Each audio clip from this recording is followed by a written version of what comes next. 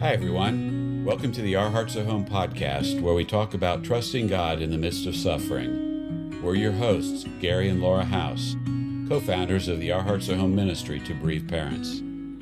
Every one of us encounters suffering. Each week on this show, we sit down with people who have a deep understanding of suffering because they've experienced it. We hope you'll leave here with new insights into how you can trust the Lord through the painful times of your life. So thanks for joining us. We think you're going to be encouraged by what you hear today. After losing someone we love, we immediately start searching for help. One source we go to is books, and there are so many excellent books that we've all read over the years. Every few months, we want to do an Our Hearts Are Home podcast featuring some book reviews, and that's what this podcast today will be about. Today we'll be joined by Lisa Thacker, Dalton's mom, and Carol Brown, Jackie's mom. Thank you both for being with us today. Thanks for having me here today. Thank you. I'm glad for this opportunity to be here today.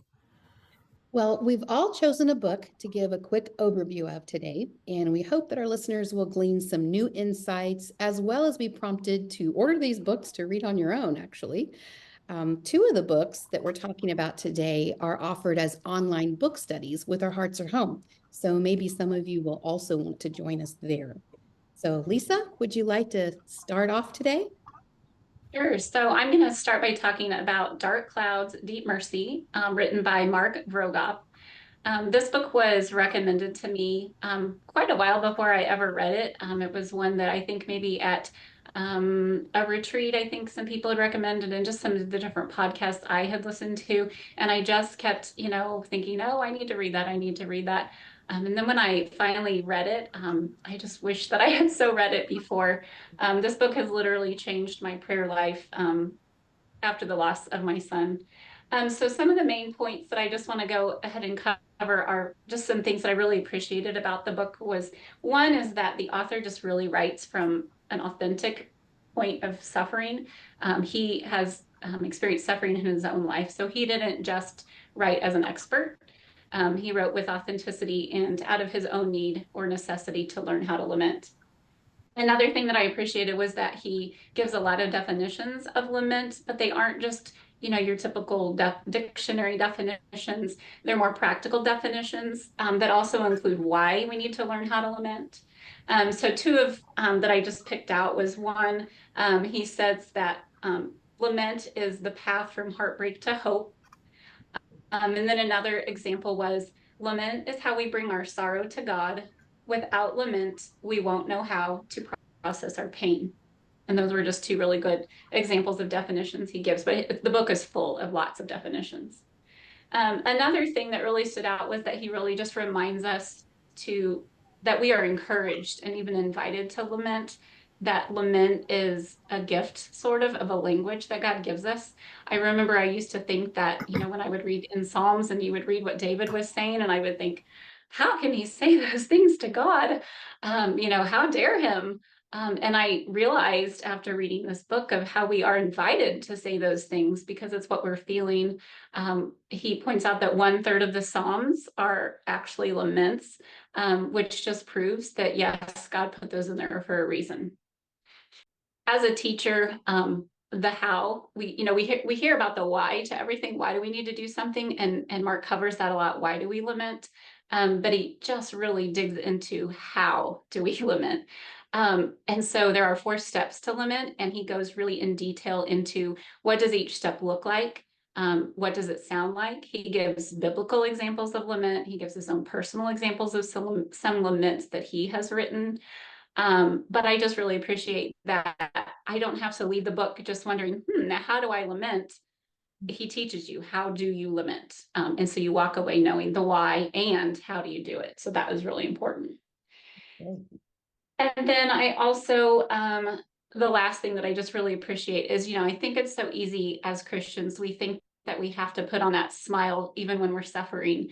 I think that sometimes lament is hidden from churches, and he really addresses the idea that churches should be including lament in their teachings and in their practices for people who are suffering, that even Christians hurt, and it's okay for us to express that, and we don't have to just put on the happy face at church.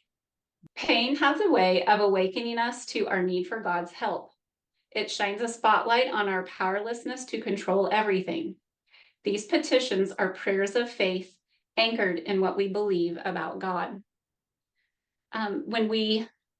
Before we are suffering, we think we have everything under control, and we think we're sort of in control, even though we think that, we know God's in control, but we kind of think that we are.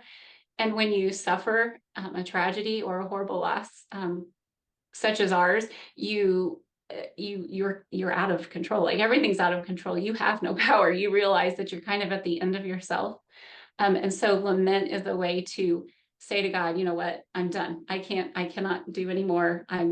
You have to do this. And it kind of gives the control back to him, and shows that, yes, through faith that we're going to trust him. Another quote that really stood out to me was, lament gives a person permission to wrestle with sorrow instead of rushing to end it. As humans, when we're in pain, of course, we just want the pain to be over. We just want out of the pain. And we know that if I just rush through the sorrow, I'm just going to stuff it. And it's going to change my life, but it's not going to change me for the better.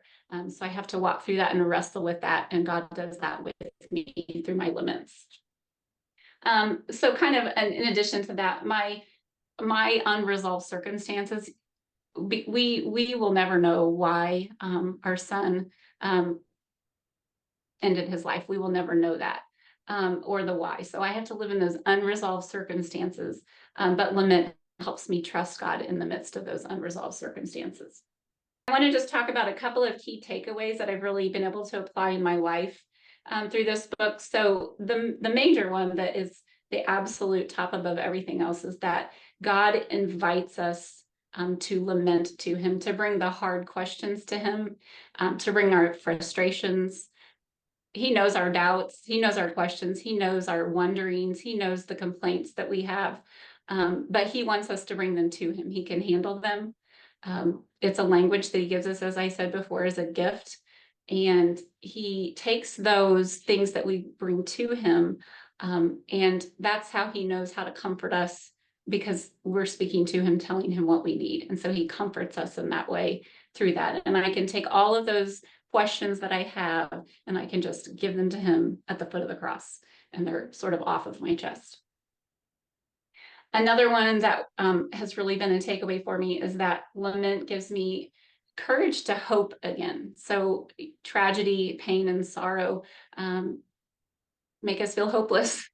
I'm sure as many listeners understand that as well. And so the truths that I always had before about God, I've been in church all of my life and I knew all of the truths in my head, but those truths become shaky when you feel hopeless. And so a quote that he has in his book is, he said, "Hope springs from truth rehearsed."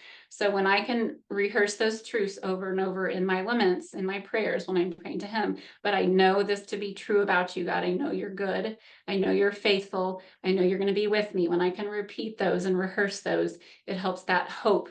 It helps me spring up hope again. Dark clouds, deep mercy will change your outlook on prayer.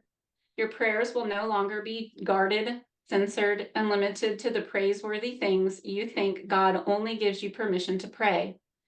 Instead, prayer will become honest, pain-filled cries that admit you are badly bruised, yet willing to pray boldly to a loving God who wants to comfort you in the dark. Lament will help you keep trusting the one who keeps you trusting. And I wanted to just add, definitely, I think that anybody at any point in their suffering should read this book. But if I was going to recommend a book to just a very new, freshly bereaved parent, and I've given a lot of thought to what books, I know some parents that I could, send a book to. And this book is just, I wish I had known about lament from the beginning, to just really have as my way to cling to God. We cry out to God, but this is just sort of that language of how we can do that. So at any stage, of course, it's never too late to learn how to lament. But for people just fresh on the road, this is an excellent book to get you started on that. So yeah. Yeah, it sure is. And you're just getting ready to lead a book study for Our Hearts Are Home in the evenings on this book. So some of our listeners, when this podcast comes out, you will just be getting started with that. So if you're listening today, you may be interested in joining Lisa. And there's quite a whole lot of people signed up for that particular yeah. book study. Yeah. Yeah, I'm excited. Yes. Yeah, it's going to be Looking forward to it. yeah, it's going to be a wonderful experience. And you're right. We both wish that we had this book at the very beginning also. We were crying out to the Lord, kind of not recognizing that what we were doing was lamenting, but this book just gives you so much structure and so much wonderful direction and on that. So thank you so much, Lisa. I also want to mention that the author, Mark Vroegop, spoke at our last conference in Indianapolis in October. And that message on Lament is stored on the Our Hearts Are Home YouTube channel. And it's really one of the best messages I've ever heard on any topic, but definitely very needed and appropriate to parents who have lost a child or are suffering in any way. Mhm. Well, thank you, Lisa. Carol, would you like to share next? Yes. My book is called Hope is the First Dose by Dr. Lee Warren. I first heard of Dr. Warren through a podcast interview that he did with Jill Sullivan on the While We're Waiting page. And I was really intrigued by what he had to say, and I immediately ordered the book. And I find it to be very helpful. I think it could be helpful for anyone who is suffering from trauma, maybe not just child loss, but other traumas that are going to come into your life. He calls them the massive thing, or TMTs, he refers to them as, and how we can, by doing performing what he calls self-brain surgery, we can take our thoughts captive, and we can have a better quality of life as we walk this journey. He is a neurosurgeon. He also was in Iraq as a soldier, as a surgeon. He treated a lot of wounded soldiers, and as a result came home with PTSD, went through a very difficult divorce. But the thing that's most relatable to me is that he is a bereaved dad. He lost his son Mitch about 10 years ago. And so he doesn't sugarcoat the journey that he's been on. If you read the book, you'll realize what a difficult time he and his wife Lisa had in coming to terms with the death of their son. He's heartbreakingly honest about it, but he equates emotional trauma with physical trauma, and he believes that just as God designed our bodies to heal from a physical blow, he designed our minds and our emotions to heal from emotional trauma, particularly losing a child. I don't know that there's any more traumatic event that we can experience.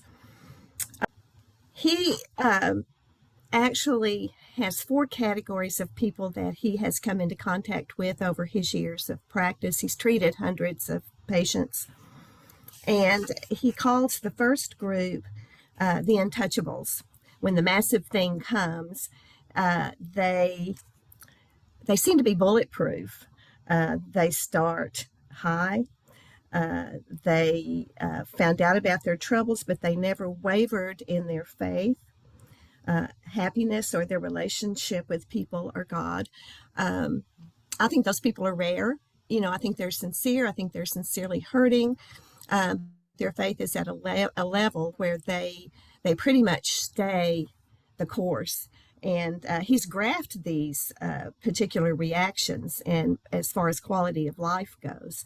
And the untouchables, the line never dips. It's just straight across. The second group is the dippers. He calls them the dippers, where you might dip a little bit, You're going to have questions. You're going to have doubts. But that period of life does not last long. You come back up to the line where you are as far as faith goes and the level that you were before, and you cling to that. And those people also have a very high quality of life. Then there are the climbers, and I think that's probably where I was, because they go way, way down, and they're there for a long period of time. But when they're down in the pit, they rediscover faith, and they rediscover a new relationship with God, and they climb out, and again, they experience a good quality of life over time. The fourth group is what he calls the crashers. And those people crash and never seem to be able to recover. It's just the massive thing is the thing that defines their life from then on. They never seem to be able to recover any kind of faith, any kind of comfort, any kind of peace. And so his book basically is about how to not be one of those types of people, that not to be a crasher. And so he talks about the self-brain surgery that we can do on ourselves to maybe prevent crashing and never coming out of the pit. He talks too about the thought biopsies. Whenever thoughts come into our minds, how we can look at those thoughts and think about them for a minute before we react to them.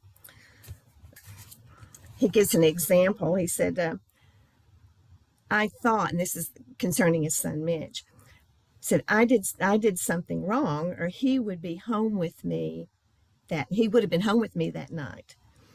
And he said, okay, I had to stop and think, is this thought true or false? And when I think about it, it's objectively false. And he said, you can do a thought transplant where you can tell yourself the truth. He said that, if I should have been able to control my son, I should have, if I had been with him, if he had been home with me, that this wouldn't have happened. And of course, that's false. When he examines that thought, it's false, because he could not have done anything about it. His son was an adult. He lived in a different city. He was making his own choices, and there was nothing that he as a father could have done. And he said it doesn't do any good to just pile on this false guilt when there was nothing I could have done about it. And so what his point is that when these thoughts come in, whether they're thoughts of anger, whether they're thoughts of guilt, to not react to those things, but to take a minute and take them out and examine them and say, is this true? Is this true? The fiery darts that the enemy throws at us, the lies he throws at us, are just that. They're lies. And we need to learn to discern those things and say, no, this is not true. I will cling to what is true, what I know to be true. And this is something I try to tell people, to just keep clinging to what you know to be true until you walk into the light. And so that's what he says. He said, he has a quote here that says, most of us, if we're honest, hear an almost constant inner voice that is negative. The inner voice blames us for the TMT happening, shames us for other people letting us down, and tells us it's really our fault. It screams that we're a failure, or that all is lost, that it can never be okay again. But that is a lie. And he also says that he uses the verse in 2 Corinthians that says, we are taking prisoners of every thought, every emotion, and subduing them into the obedience to the Anointed One. So really what he says is based on Scripture, that we are to take every thought captive, that we are to renew our minds daily, as it says in Romans. He says that the thought biopsy squares up what I think I know with what is true. And for And for most of us, our recurring thoughts about our most negative experiences in life are simply not true. And, I think that's surprising if we take the time to take those thoughts out and look at them, how many things are false, how many things don't have any basis in truth. And yet we believe them. We believe them about ourselves. We believe them about other people. And therefore, we tend to crash, never to rise up again, because we believe lies instead of the truth. Part of his thought biopsy was, or the negative part of his thought biopsy was, he said, I did something wrong or he would have been home with me. Not protecting Mitch means I failed as a father. What credibility do I have to try to advise my other kids when I couldn't even keep their brother alive? Nothing matters now. God abandoned me, doesn't love me, or maybe isn't real. So we can see if those thoughts become things, become embedded and become the basis for our belief system, then we are going to be in the pit for the rest of our lives, and our quality of life is not going to be good and not what God intends it to be. That God has not intended us to be in that pit forever. He has a productive life ahead for us. It's not that we won't miss our children. It's not that we won't be sad. But there are other things. We make room for other things that are based in the truth of God's word. And so that quality of life raises as we begin to grasp onto the truth. One of the things also is he gives he gave a negative example about your thoughts. This is a positive one. He said, your son is dead and you will always be sad about that. Is that thought true or false? It is objectively true. Self-care, the treatment required is self-care to transform your thought process. Don't generalize a host of negative, untrue thoughts around an objectively true reality. So in other words, don't reject the truth when God reveals it to you. That's something, but to cling to it and to base your life on what is true. He said, you will always be sad about losing your son because you're normal. But Jesus said, in this hard world, you'll have trouble, and that he came to give us abundant life. Your sadness will never go away, and you can have abundant life amid the hardest things because Jesus is not a liar. You have lost Mitch, and you have a beautiful family who loves you. You can think of 1,000 ways in which having 19 years with Mitch was better than having a lifetime without him. And I love that because I've always said 22 years wasn't enough, but I wouldn't trade him for anything. I would do it all again. The gratitude makes the sadness a thing in your life, not the thing. And he emphasizes that over and over. The massive thing is a thing, but it cannot be the thing. It cannot be the thing that we hang our life on or that influence us negatively for the rest of our lives. I love the TMT, the massive. TMT, yes. I love that, yeah. You believe that you will see Mitch again, which means your sadness does not have the final word. There's more to this story.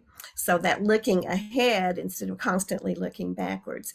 And all these things he encapsulates in a treatment plan. He calls it a treatment plan for a healthier and happier life after the TMTs that come into our lives.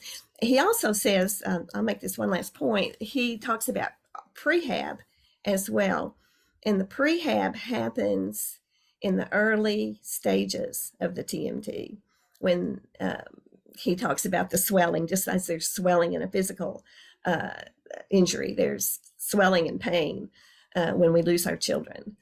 But we have to make the conscious decision that we want to get better, that there is life out there ahead, even though we can't see it. And it's, and I tell people this too, that keep your minds open to the possibility of healing, even though you can't see it right now. It's out there. God has it for you. But it doesn't just happen automatically. It takes our cooperation. So I hope people won't think that this is just another self-help, positive thinking type of book. It's based, everything he says is based on scripture. He goes into detail about what he believes, or how he believes God has designed our bodies and our minds. It's really a fascinating study of what happens physically when we think positive thoughts or when we think negative thoughts. The positive thoughts tend to release the endorphins and the dopamines that make us feel better. And the negative thoughts do just the opposite. They take us down. And so he teaches us, he gives us a treatment plan and teaches us how to take every thought captive to have a happier, healthier, better quality of life. And I found it to be very positive, and very instructional and just a very positive way to look at our TMTs. And I think that child loss will probably not be the last TMT to happen to me. Maybe, there may be something else around the corner. So I'm happy that I have this sort of reference book on how to deal with them and how to deal with them in a healthy way, and to maintain that quality of life and that productiveness that God intends for me to have. So, Carol, I wanted to just add that this book, I had also read this book this summer, and as I was preparing a presentation for some schools that we've gone to visit in relation to suicide prevention and awareness, that book really helped me as a bereaved mom, but it also almost helped me more in that presentation preparation because of all of the, as you were talking about, examining our thoughts, biopsying our thoughts and really thinking about our thinking, and just teaching kids to have, when we have a thought, it pops into our mind, we have the thought, then if we don't if we take that thought and go with it, we get on the train with it, that thought can then become our beliefs, and then our beliefs become our realities. So we have to really look at are they healthy or not. And I just think that any parent, I felt like it was a good book that any parent could read, and it does help us in teaching kids how to examine their thinking. So it has another practical use too, I think. I know that he is a real fan of Mark Vroegop as well. And I don't know if he's ever interviewed him on his podcast or not, but I know that he's mentioned him several times, and the book Dark Clouds, Deep Mercy. So I think you're right. I think the two mesh together really well. We'll make sure we put a link to his podcast also in our show notes, because that would be an excellent one to tune into. Well, thank you, Carol, and Lisa, for your comments there. I'll go ahead and share next. The book that I'd like to talk about is Hearing Jesus Speak into Your Sorrow by Nancy Guthrie. Nancy's written several great books. Every one I've read has been extremely helpful to me, and I've heard the same comments from many other parents who have lost children. But this one in particular, I've read 2 or 3 times now, and every time I read it, I learn something different and gain new insights from it. When we're faced with a devastating loss or any type of sorrow and grief, we have a choice. We can either walk away from Jesus, or we can trust him and let him do something in us that he would most likely not be able to do without our experiencing the deep pain of our suffering. Our tendency almost always is to try to deal with our difficult circumstances by ourselves. But the point of this book is that Jesus wants us to listen to him and allow him to speak to us in our sorrow. As we read the pages of this book, we're reminded that Jesus knew overwhelming sorrow himself, and so he understands the depth of our pain and our grief. Very early on in this book, Nancy Guthrie says, he has been here before us and has things about himself to reveal to us in this hard place, which we could not have been ready to listen for and learn without the hurt. So Jesus knows us better than we know ourselves, and he knows what we need the most when we are going through times of struggles and suffering. One of the key points in this book is that contrary to what we desire, God may not always give us the answers that we seek or the outcome that we would like to have. But if we listen carefully to Jesus, he will tell us how to deal with not getting our way. Because even Jesus said that God said no to him. And so he knows what it's like to not get what we think that our desires are. Regarding wanting what we want, Guthrie says, our disappointment reveals that we don't value the eternal promises of God as much as we want him to fix what we see as our most significant problems.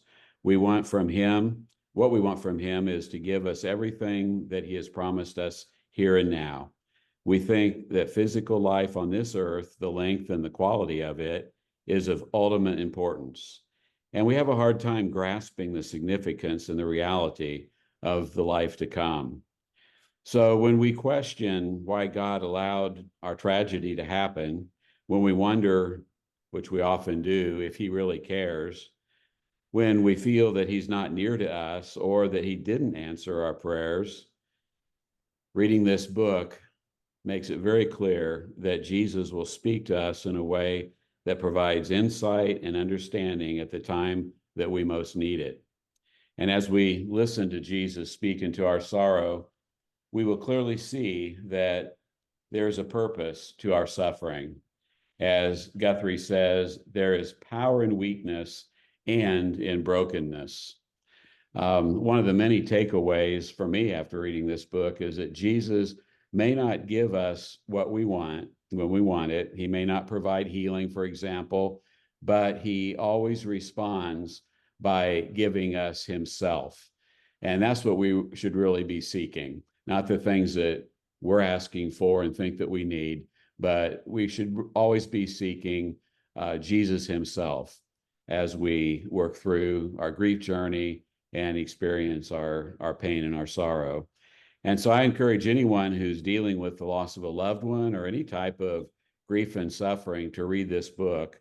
It's a great source of strength and encouragement. Our Hearts Are Home is actually offering this book as a book study where we'll work through the book in depth over a period of several weeks. And I think that this year that's scheduled in May and June. So it's not too far down the road, and we welcome any of our listeners that would like to join in that study. I think you'll be glad you did, and you'll be glad to hear the insights and see the insights that Nancy Guthrie has in terms of Jesus speaking into our sorrow. Okay, well, I'll go ahead and do the very last one for today's podcast. I want to talk about the book Until Then, Stories of Loss and Hope. Gary and I actually were the editors of the book, but we're just a very small piece of this book. There are 13 parents who came together to share the stories of their kids who've gone on to heaven. And Carol, actually, your story of Jackie is one of them that's in the book. And then there are 12 others. Children went to heaven through car accidents, suicide, a motorcycle accident, a beach accident, stillbirth, murder, cancer, genetic disease, and cystic fibrosis. There are 3 parts to every chapter, and this is what I love so much about the book. The first part is the story, and each author is so transparent and honest. You really get a glimpse of the pain of child loss, but woven through each of those stories is the thread of the faithfulness of the Lord to that parent. You see the raw grief, and at the same moment, you see the Lord holding them, which just gives someone so much hope when they're going through the same experience. So it's beautiful to see how the Lord has comforted and led, and how he's worked in the heart of each one of these parents through their loss. The second section is what that author would say to a newly bereaved parent. And the part I love about that second section is If you're someone who's lost a child and you're listening today, and maybe you just kind of can't read other stories yet, but flip to the back of every chapter and you can see what that parent who's down the road a ways would say to you, someone who has just experienced this devastating loss. And that will be a blessing. And then the third section is a section of scripture that was particularly important to that parent. You know, there's nothing that can minister to our broken hearts more than the word of God. The Lord's really the only one who can truly bring us comfort. And so these scriptures are also an important part of this book. It's been out for a little over a year.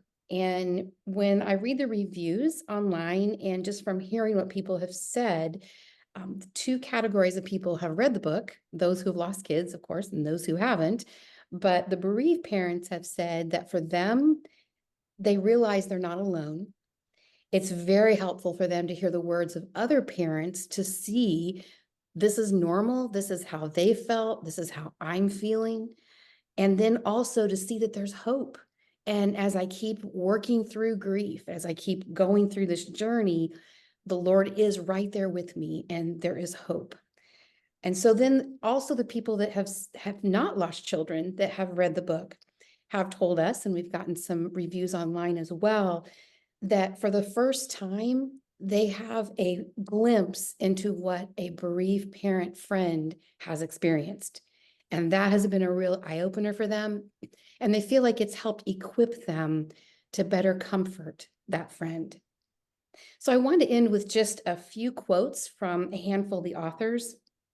Every single chapter has so many insights, so I couldn't do all of them, or I'd have to do the podcast all by myself today. But I'm going to just read a few. One is Molly Huffman, Tage's mom, and she's also the author of The Moon is Round, a true story of extraordinary loss, grief, and the fight for faith. And she says, the death of a child knocks us down like a tidal wave and drags us ruthlessly along the rocky bottom of grief. We will be changed by it. I'm so grateful we have a gentle shepherd who chooses to stay close to the brokenhearted. He does not rush us in our grief and will tenderly hold us, comfort us, and guide us to green pastures if we'll follow.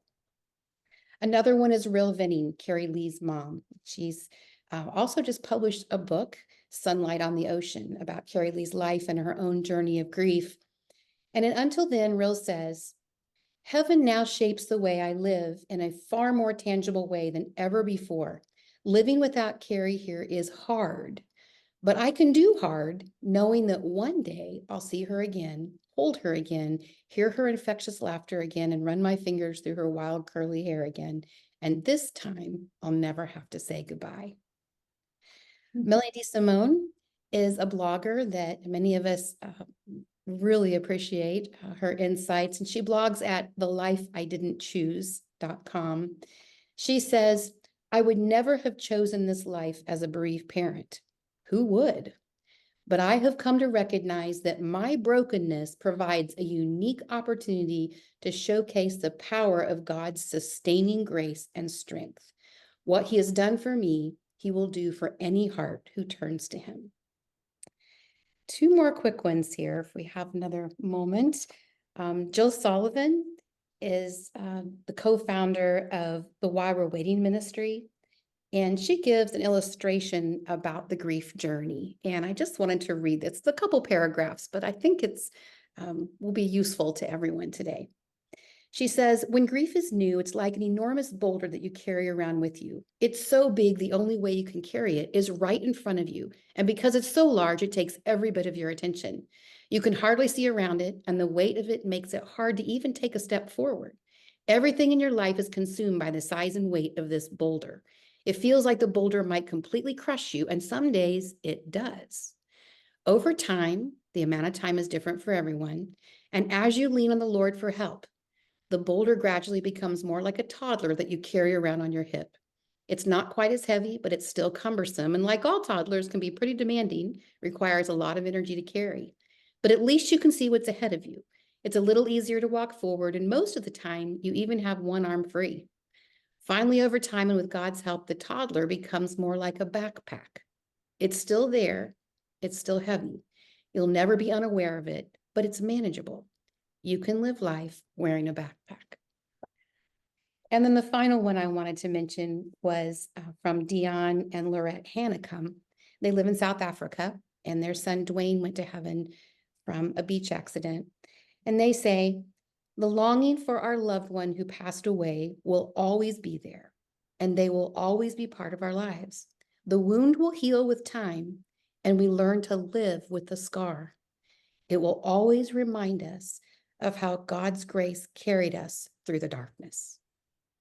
I love that we can look at our scars and it reminds us of God's grace carrying us through the darkness. Well, we've heard some great information about some wonderful books here today. I want to thank you, Carol and Lisa, for taking the time to join us and share the insights from a couple of your favorite books. And we'll do this again sometime. There are a lot of books that we would like to recommend. And so we'd like to use this platform to be able to get the word of these books out to parents who are grieving the loss of their children, as well as anyone who is going through a journey of suffering. So if you're listening today, take a look at the show notes, because there's a lot of information on those notes for today's broadcast, where you can find these books and links to some other great resources. We look forward to seeing you next week. Until then. The Our Hearts Are Home ministry to bereaved parents is solely funded by generous supporters like you. To partner with us to reach grieving parents with the hope found in Christ, visit ourheartsarehome.org.